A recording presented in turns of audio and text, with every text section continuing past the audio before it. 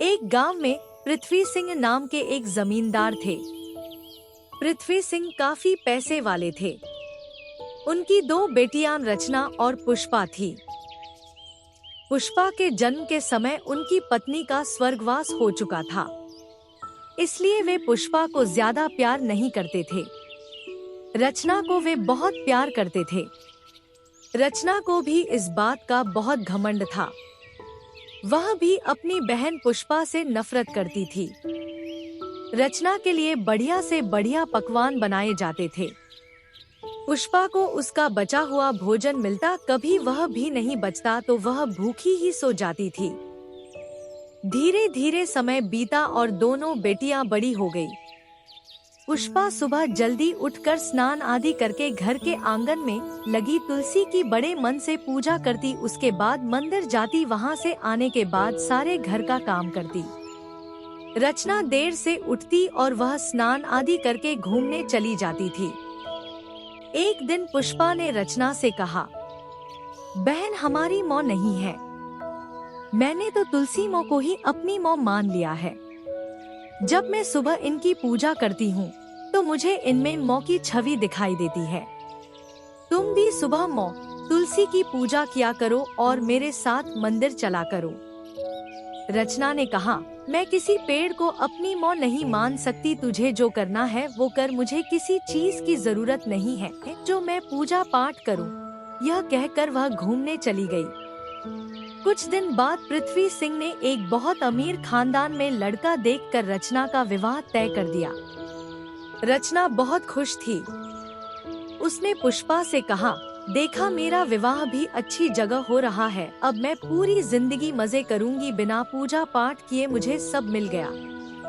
पुष्पा ने कहा, बहन तुम मानो या न मानो यह सब तुलसी मैया की कृपा है। जिस घर के आंगन में तुलसी मैया का पौधा होता है और उनकी पूजा होती है, उस घर में कभी कुछ अशुभ नहीं हो सकता। रचना ने कहा, ये सब किस्मत से मिलता है।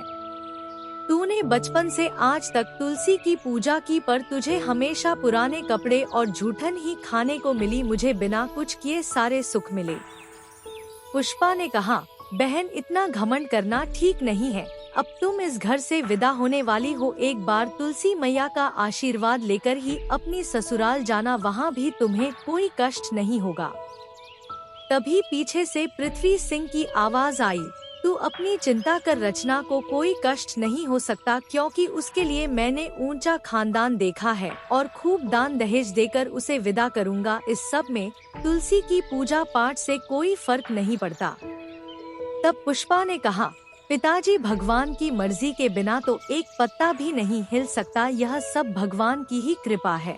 पृथ्वी सिंह ने गुस्से में कहा, ठीक है, मैं तेरा विवाह किसी गरीब घर में कर दूंगा, फिर देखता हूँ तेरी पूजा पाठ कैसे काम आती है। पृथ्वी सिंह ने रचना की शादी के बाद पुष्पा की शादी एक लकड़हारे से कर दी और उसे कुछ भी दान दहेज नहीं दिया। पुष्पा खुशी खुशी अपने पति के साथ उनकी छोटी सी झोपड़ी में रहने लगी। वहीं आंगन में तुलसी मैया का पौधा लगाकर उनकी पूजा करने लगी। कुछ दिन बाद बरसात का मौसम शुरू हो गया। ऐसे में लकड़ी काटने का काम नहीं मिल पा रहा था। पुष्पा के घर में काफी परेशानी होने लगी। एक दिन वह अपने पति के साथ मंदिर गई। वहाँ वे पूजा कर रहे थे, तभी उन्हें एक सेठ जी मिले। सेठ जी उन्हें जानते थे। उन्होंने कहा, तुम मेरे साथ चलो, मेरा लकड़ी का व्यापार है जिसे संभालने वाला कोई नहीं। तुम मेरा व्यापार संभाल लो। पुष्पा के पति ने उनका व्यापार संभाल लिया। व्यापार में काफी मुनाफा होने लगा, जिससे पुष्पा व उसके पति के दिन बदल गए। उन्होंने काफी बड़ा मकान बना लिया। वे बहुत अमीर हो गए। एक दिन पुष्पा मंदिर से वापस आ रही थी तो उसने देखा एक पेड़ के नीचे रचना बैठी रो रही है। पुष्पा ने उसे चुप कराया और रोने का कारण पूछा तो रचना ने बताया, मेरे पति बहुत बीमार हैं। उनकी बीमारी में सारा पैसा खर्च हो गया है। हम गरीब हो गए। अब उनके इलाज के लिए भी मेरे पास पैसे नहीं हैं। उधर पिताजी का व्यापार भी बंद हो गया। मुझे अपनी करनी पर बहुत पछतावा हो रहा है। मैं जिंदगी भर तुलसी मैया को बुरा भला कहती रही, इसी कारण मेरा यह हाल हुआ है। और तुम्हारे जाने के बाद पिताजी ने आंगन में लगे तुलसी के पौधे की देखभाल नहीं की, जिससे वह सूख गया और उसके साथ ही घर की सुख समृद्धि भी चली गई। तब पुष्पा रचना को अपने घर ले गई, उसे काफी धन दिया। रचना ने उससे अपने पति का इलाज करवाया। कुछ दिन बाद पुष्पा अपने पिता के घर गई। पुष्पा के पति ने पृथ्वी सिंह के व्यापार में पैसा लगाकर उसे फिर से पहले जैसा कर दिया। पृथ्वी सिंह अपने किए पर बहुत पछता रहे थे। सबने मिलकर आंगन में तुलसी का पौधा लगाया और नियम से तुलसी मैया की पूजा करने लगे।